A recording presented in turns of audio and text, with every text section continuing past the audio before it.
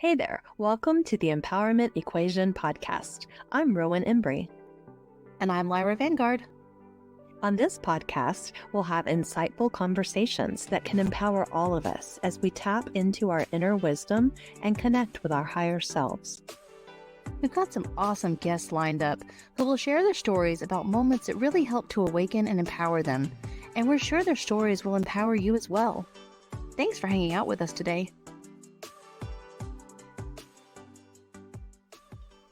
Hi, welcome to the Empowerment Equation podcast. I'm Rowan Embry, and I've got Kira, a musician, here with us today. We're going to be talking about scripting. Scripting is something I first learned about when I read Busting Loose from the Money Game by Robert Scheinfeld. At the time, I came across the book and through a comment on a Facebook post. It seemed really random, but since there are no coincidences, I decided I was going to dive in and read this book. And scripting was not the only amazing concept in the book, but it was definitely a great takeaway that has been awesome too. And Kira, I know that you've been scripting for a long time, even without knowing about the book or that it was called scripting. So do you want to tell us a little bit about I'm a musician and I've been scripting for as long as I can remember, but mainly based on my intuition. It's something I haven't read about before, but when I found out there was a book about it, I realized that's something that I can relate to because I've already had practice with it for quite some time. But I can recall maybe my most recent memory of scripting without knowing it was scripting was when I had planned to leave and live overseas. It's been my dream for almost a decade. So I've always been interested in new cultures, and immersing myself in somewhere unfamiliar was sort of just a comforting thought to me. So my plan was to just live overseas for at least a year. I thought maybe 1 year would be good enough. I would come back, and everyone around me thought that was a little bit crazy. I mean, some people do it, but the more adventurous types of people that are used to, I've always been sort of a stable person. Even though I'm artistic, I have this stability side of myself that doesn't really budge too much. So it was a pretty drastic turn from what I'm used to. So the people around me were kind of concerned, and they thought, well, you haven't thought about this a lot, and what are you going to do for money, and what's, your career, and how are you going to resume life when you come back? And it's just 1 year is like a big chunk of time to them, but the way I see it, it's time is the most valuable thing we have, so we might as well spend it doing something that we enjoy at our core. So I began writing things down that I wanted for my future. I began saying things out loud like, oh, when I live here, when I go there, because my first stop was South Korea. I'd always wanted to visit South Korea just because I'm really into the culture. Previously, I had visited Japan because East Asia is like one of my top destinations, but next on my list was South Korea. I saved up the money. I just spent all my time like repeating it over and over, and all my coworkers thought, "You're not going to go to South Korea. That's crazy. Like who would go there and stay for that amount of time? Like I'm sure it'd be fun for a trip, like a 2-week vacation that we sometimes get." Yeah, no one just believed me, I guess. Like they thought like, oh, it's just talk, but she's going to come back, in a couple of weeks. But no, I went and lived there for several months, and I had a great time. And this was at the beginning of 2021, so it was right after COVID. So did have to go through quarantine and everything as soon as I got to Korea. So it was a little bit of it was a challenge, but it was nothing that I couldn't handle. And I thought scripting works. And if you believe you can do it, no one else can tell you you can't. So. Excellent. So what other things have you found scripting to be useful for in addition to traveling? Like, have you used it on people or to manifest other kinds of things for? I would say I use it on people if it's already in their destiny. Like I wouldn't use it to change someone's mind so much, just because I feel like there's some form of everything is kind of like free will. You can use it on people if they kind of agree to it, if you're on the same wavelength, I guess. But for other things, I've used it for, like, just getting places. I feel like it's a lot easier for me to say what I want, and then it will happen for me, while I'm traveling. Like, if I have something not really go my way, and I just say, "Well, thank you anyways," but I ask the universe or the higher power to, just provide me with something else that I need, then I usually get it. If you just show gratitude, you'll always get what you end up needing at the end of the day. Yeah, even if you don't get your way at first, just be grateful for the situation you're in and then ask for more. Like, what can I have? And then you'll end up being in a good spot. That makes sense that having gratitude brings more and that the universe sometimes doesn't bring you what you asked for, but it will bring you something better. Yeah, something better, something that's actually useful for you. Because sometimes we can only see so far ahead. We can't really see over the mountain, but what's on the other side of the mountain actually could be more rewarding. So you just have to wait and do that tough climb uphill. And once you get down, you're like, oh, this is better than what I actually originally wanted, you know? Yes. I want to go back to something that you mentioned about when you use scripting on other people and how you don't use it to manipulate them or control them in any way because it is about free will. And I agree. I know Lyra and I have had discussions about co-creation. And I think that's what you're talking about, right? People who are in the game with you and they're playing along, partners, friends, family, and that scripting probably works best on them. And you can't just make people do something they didn't want to do in the first place. Yeah, exactly. Or something that they're not meant to do. Because sometimes we want an answer or approval from someone and they may disagree with it, but just because they disagree doesn't mean that it's not correct for either of you. I think that sometimes disagreeing brings a different perspective. And so you have to be open to changing your perspective as well if you want to change somebody else's. So if you come into an argument ready to argue about your point and not willing to listen to theirs, what's the point of the argument? You know? And I feel like scripting kind of works that way. Like you can't just drive it like a nail, like, oh, this is what I want. I want this, and I want everyone to change around my desires. I feel like if you use it in that way, it becomes too forceful and the universe won't grant it for you. So if you have to use it in the way that supports everybody else, not just yourself. It's like, a house being built on bricks. Like you're just one brick, but there's other bricks that also support the whole house. You need everyone to work and to be supported, you know? Hmm. Yeah, I think that's a great example. I think I taught my daughter about scripting as well, and she's used it on her friends in elementary school. And the point you made about using it for the greater good, I think is something that she implemented without me specifically telling her that. One time, one of her friends was being very negative and having bad days, and she went to sleep that night. She was like, "Please, just let her have a good day tomorrow, and help her resolve whatever it is that's making her feel angry and negative." And the next day she said her friend was in the best mood and she got an A on her test and she was beaming at everyone and so pleased and happy. And it changed the whole friend group because she wished for the one friend to have a better outcome. She talked to the friend that night and said, "Tomorrow you're gonna have a great day." Like she was scripting to the friend how her day was going to turn out, and it did. And so after that, she began to use it in a lot of different situations and been helpful. That's amazing. And I think that's exactly the way to do it. I think that instinctively knows how to use it because it's sort of like saying a prayer.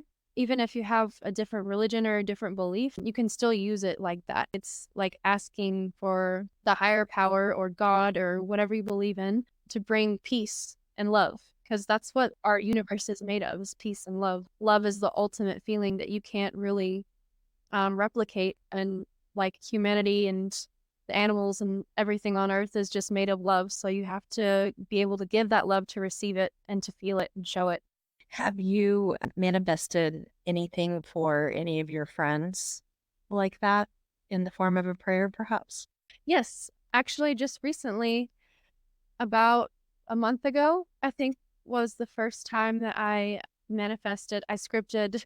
It doesn't sound like a big deal, but to me, it's a big deal because I'm a huge animal lover. One of my best friends, a guy from my school, he has a really cute gray, short haired kitty cat, and her name is Bobo. And so we always see her whenever we like have parties at his house. She's kind of part of the family. Well, he ended up moving to a new house, still in the same city, but not really the same area as more of, like, the south part of the city. You know, sometimes, especially indoor, outdoor cats, when they get moved, they don't know their surroundings and they get scared and run off. Well, that's what had happened to her. She didn't know her environment, and then shortly after he moved, just a week later, he went on vacation to Hawaii and was gone for 2 weeks. So it made the cat really scared, so she ended up going outside and not coming back. So he put out missing posters for her, posted on community pages, asked around, went out looking for her several nights, and this cat is like his daughter, you know, he's got nothing but this cat, so it was really sad, and it was such a devastating loss. She had been missing for a little over 2 months, like 2 months and 2.5 weeks or something. It's a long time for a cat to go missing and not show up or have any signs. He was kind of in the grieving stage, like, more of, like, letting it go, like, "Okay, well, you know, if she was gonna come back, she would have come back already." I went on Instagram, and he ended up posting a photo of, a tattoo of her, and it's really cute. It's on his arm, but he's got a little tattoo of her face, and the caption was like, "Oh, in memory of Bobo, like, we'll love her forever." And whenever I saw that, I felt sorry for him, but I didn't feel like there was any loss. I just felt like, "Oh, that's cute," but you know, I just had this feeling like, okay, she might still be out there. I know it's been almost 3 months, but I feel like something is telling me, you know, it's not the end. I didn't want to give up yet. So I went into the shower that night. I took a shower, and as I was washing my hair, the shower is kind of where I meditate and do everything. So, like, when I'm writing lyrics for music or thinking, I'm usually in the shower. So I went to the shower and I started thinking about his cat, and I had this like movie scene in my head of me walking up to his house with a cat carrier in the middle of the night and knocking on the door and just leaving it there and like seeing him be surprised. Like I was like, I'm gonna like find her. I know she's out there. So and then I had this overwhelming feeling of joy because I saw his joy and how happy he was to see her.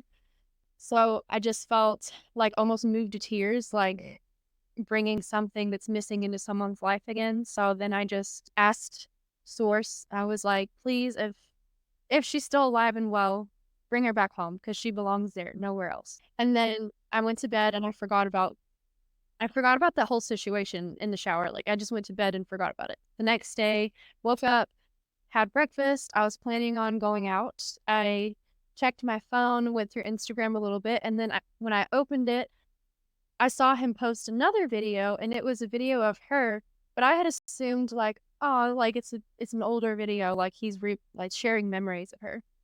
So I didn't think much of it, and then I went back to the post a few minutes later just to just to check it again and then I read the caption and it said, "Miracles do happen. Bobo just walked in the house this morning." And I was like, "Oh my gosh, that's so cute." Like I was almost moved to tears again because I knew that what I had thought about in the shower was real. And I knew that it was like sending a message to her, like telling her she's able to come back and helping her find her way back home. So that was my little story. That's amazing. That sounds like the technique you used was the Neville Goddard's theory of living from the wish fulfilled, embodying the joyful feeling that's already done. I guess the key points were that you felt it, you saw it, you imagined it, you were moved to tears by it, you felt the emotion of it, and also the shower. I think that whole meditating in the shower, right? Because water moves energy. And so all of that emotion and the flowing water, I like maybe added to that. That's why I feel like it's important taking showers, like, in the morning before you get ready for your day just because or at night to wash everything away and start fresh before you go to sleep. But, yeah, showers are great for that just because you can not only clean yourself, but use it as a meditation time just to reflect and to manifest, and yeah, water is great. I love it. Yes, after I learned about the shower technique, I was started doing it with my house. I'm trying to sell my house, and I started putting my hands on the shower wall and actually talking to the house and, telling it, so people are coming to view you. You have a choice of who your new owners are going to be. And I ended up booking several more showings than I originally had after I started talking to the house. I don't have a contract yet, but where people sure came to look at it, so I felt like, well, it's certainly working to draw people in. That's great, and that's a really good, I do believe houses are sort of alive in their own way. This is why we have so many horror movies about haunted houses, because houses carry so much energy because people live in them and then they sell them and new people move in. So the houses, the walls kind of have like secrets that you never know about. So it's kind of an interesting thing that you were talking to the house and telling it, it's time to move on and everything as if it was a person because houses can carry the energy of people as well. So I think that's a good thing. Yeah, I didn't always, I guess, believe that houses and their materials and everything that goes into making them make them like a living thing, but it started to make more sense to me after I took a quantum spoon bending class, and the instructor asked us to use a pendulum and to speak to each fork and spoon and ask if it would bend for us. And, I had one fork and one spoon in the whole bunch that said no to me with the pendulum. And so I didn't try to bend them, but the rest of them bent. And so then I thought, at first, I was like, why are we asking permission of these metal objects? Like they're things, they're not alive. But then I stopped myself and I was like, you know what? That's not true. Everything's energy. We're all made of energy. We're all connected. We're all one thing, right? And so it's like, well, it makes sense. I'm going to put that other thought I had aside and I'm going to do what she says. And, that's when I got the answers. And so then when the idea of the house being, a living thing, you know, was presented to me by Lyra, I was like, okay, it it might sound crazy, but you're right because the forks and spoons can say yes and no. The house can definitely choose new owners. It can repel people. It can draw them in. Yeah, absolutely. And I think people are sort of aware of that, even people who don't necessarily believe in it. I think that you can definitely feel an energy when you go into a house, especially if it's been lived in. So you want that energy to be lively and good when you're trying to sell your house. So you need to treat your house with respect and kind of putting in the good energy and the positivity into a new outcome instead of like, a lot of grief and loss that happen in certain households are felt by new owners as well. So when you're moving into a new place, it's important to kind of cleanse your atmosphere and prepare, for new energy and like to thank the house as well for carrying all of that. Yeah, I think I'll be doing that from now on. When I here I was, happy to be owning a new place and, you know, different people have lived with me who have been in times of grief and healing. And now that you say that, the space where they stayed is not a space that I have ever felt like I wanted to be in, in that room that each of them used. And I did try to cleanse it, but I feel like it just holds on to some of that, grief and sadness in a way. No. Yeah, it's really important to recognize it, but to, not hold on to the grief and sadness as your own because it isn't yours. So it's like, and I think it's really hard for people who are empaths because if you're an empath, you're already sensitive to emotions, even if you're not really around the person who's feeling it, even just being around the space that they used to be in is enough to hurt you.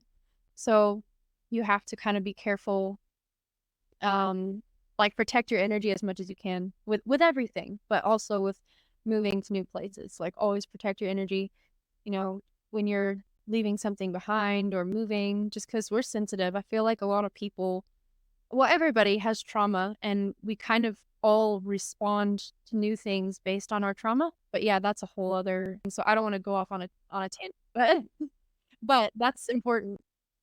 No, yeah, I totally agree. I mean, I think also as we become more awakened, we probably are also more open to feeling all of those emotions. I certainly feel more in places and spaces than I did before. Even outdoors, not in a house. I mean, I was doing a holy fire Reiki training and attunement, and we were on my Reiki master's property, and there was a circle of trees with kind of this meadow, and then there was this other area, and she gave us a choice, like, which place do you want to meditate in? And as we were approaching the space that was further off, we all just kind of stopped and we were like, no, we want to go back to the meadow and the circle of trees. It just felt different, felt better. And so I get what you're saying about spaces. Yeah, that's good. And we all feel that, we don't have to be, we don't have to, necessarily be an empath or be like super or psychic or connected to understand like spaces hold a lot of feeling. So even if you don't think, well, I'm not an emotional person, it's not important for me. It is because there's like an underlying. You don't have to be emotional or sensitive to be able to have effects happen by those spaces. You kind of, even if they're just underlying this, they can still carry on with you. Because feeling is the key that can enhance the scripting though. So I think that's the target for all of that feeling things. I mean, there have been times I've tried to script in the positive, and I don't always get moved to tears about things. I might not have as deep of an emotion, and then that might not pan out, right? But there have been other times when I've scripted for, like, people I don't wanna go out with anymore. Like, if I've been on a few dates and it's a hard no for me, and I just don't wanna have that discussion about why I'm done, I will script that, and it's worked many times in a row. I'm just like, "You don't need to call me again. We don't need to talk about it. This is just done. Like, there's someone else out there for you. I'm not it's not me." And, for all these reasons. And, it always works out. They're just poof, gone. It's good that you do that in a healthy way as well, because I feel like a lot of people go through bad negative breakups, and that creates more trauma for both parties because they're not releasing it before they break up. It's usually like an abrupt, hard ending, like, oh, out of spite or jealousy or whatever. And that's awful because you're still attached to that person, or that person could still be attached to you. So I think that is important if you are like ready to move on from a relationship. That's perfect. I think what you're doing is good. Yeah, I feel like a long-term relationship, I've got to have a face-to-face conversation. But when it's just few dates, let's do a scripting thing.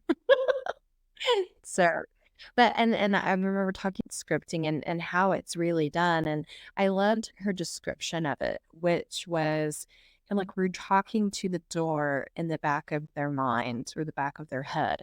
She said, because if you were to say the same things to their face, it's like you're meeting the bouncer at the front of the club who's like, "Hey, what? Get out." And she said, but this way you're going in the back door and you're talking aloud because your voice carries power, right? And you're saying it to them as if they're there. And if they're receptive, their higher self is going to hear you and take that in. So rather than you're saying it directly to them. So I guess that's what I've been doing when I've been feeling those hard no's, right? Yeah, that's great. I think that's a good analogy too, is the bouncer thing. That's funny because it is true. Like when you go into a space like a club, it's kind of like the club could be, the world, like society. And we don't always know how to act or behave, especially when we're coming from a place of trauma or betrayal or when we feel that way. And then we go to new people with this energy, we sort of unknowingly affect them as well. So always clearing out your conscience, your energy, restarting fresh and having a good mindset is good before jumping into new things, new places. So that's good. Yeah, absolutely. Well, Kara, I want to thank you very much for being here and for sharing with us your stories and your success with scripting. And I feel like it's going to be really helpful for a lot of people who haven't heard of this concept before, who maybe want to give it a shot on their own lives. Yeah, that's great. I'm all about helping other people. I feel like that's kind of what I've been put here to do is just to spread love and a positive message so that other people can spread it to people they know. So thank you so much for having me too. It's been a pleasure. I always enjoy talking to you. Thank you. I do too. Hi, it's Lyra here. Thank you so much for joining us today for this inspiring conversation about the power of scripting. As you heard today, our guest Kira metaphorically wrote what she wanted in her mind's eye and then envisioned and held fast to that belief that she would indeed live overseas. And now it is her ongoing reality, and she's continuing to grow and learn and simply loves the life she's creating for herself. There are many different techniques to manifestation, such as scripting, but no matter what you call it, manifestation, law of attraction, prayer, power of belief, or scripting, they all have one core essential ingredient at play, and that's your imagining and living in the knowing that it is already done. As Neville Goddard says, feeling is the key.